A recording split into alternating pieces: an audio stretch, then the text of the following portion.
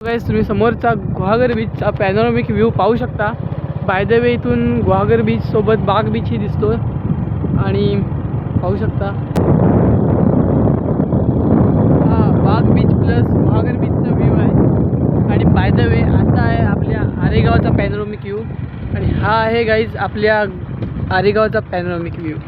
नमस्कार मित्रजण, मी तन्मय गुहागरचा आणि पुन्हा एकदा स्वागत करतो आपल्या व्लॉगमध्ये.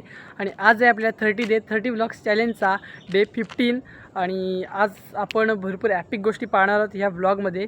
आणि हा पार्टी आहे ना, हाच सगळ्यात पहिला पॅनोरॅमिक व्ह्यू आहे आरेगावाचा आणि हा एक ॲपिक व्ह्यू आहे, पाहू शकता तुम्ही समोर. आणि तुम्हाला आजच्या व्लॉगमध्ये भरपूर काय काय पाहायला मिळणार आहे. सो आता आपण जाऊया नेक्स्ट लोकेशनवरती, ती तुम्ही पहा. आणि त्याच्या आधी आपल्याला थोडी कामं आहेत ती करूया. आपल्या व्लॉगमध्ये दरवेळेलाच वेगवेगळ्या प्रकारचे इंट्रो होत असतात आणि आजही वेगळ्या प्रकारे झाला हेही मला माहिती आहे.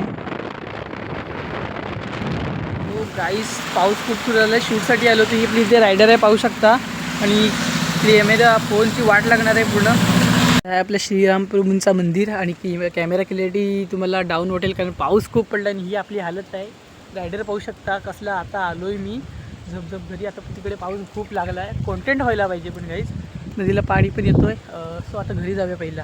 सो गाईज आज लगातार पाऊस पडत होता त्यामुळे कुठे शूटसाठी जायला नाही मिळालं. आजच्या व्लॉगमध्ये म्हटलं होतं शूट करूया आपण, पण आता पाऊस सुरू झाला आहे.